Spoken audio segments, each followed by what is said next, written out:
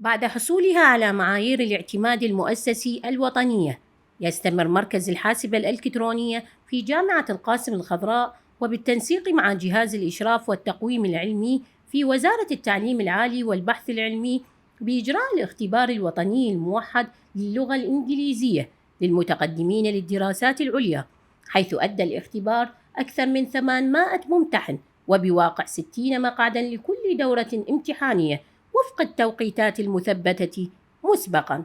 أشار إلى توجيهات وزارة التعليم العالي والبحث العلمي باعتماد الامتحان الوطني الموحد كأحد شروط التقديم على الدراسات العليا في الجامعات العراقية. وكالعادة جامعتنا سباقة بإقامة هكذا مشاريع. مركزنا جهز أو وفر جميع المستلزمات الضرورية لإقامة هذا الاختبار، كونه خدمة للصالح العام وخدمة لطلبتنا الأعزاء. يستهدف هذا الاختبار جميع الاختصاصات العلمية والإنسانية، لكن بدرجات متفاوتة.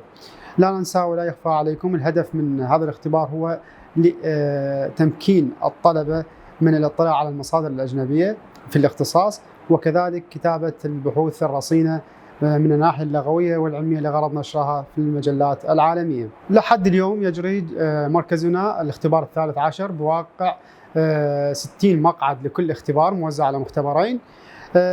ولحد هذه اللحظة استقبلنا ما يقارب 700 أو 800 مشترك.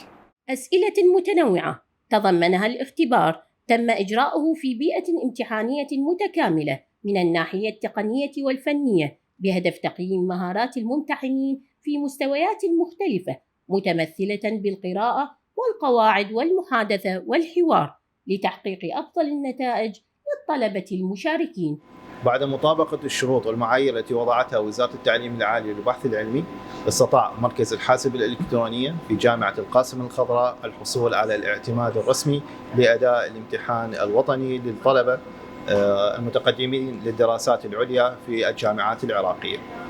طريقة الأداء هي بسيطة جدا، بسطتها الوزارة، أن يقدم المتقدم على الرابط الرسمي لأداء الحجز لأداء الامتحان، وبعدها يقوم الطالب بتأكيد الحجز في مركز الحاسبة الإلكترونية خلال 72 ساعة.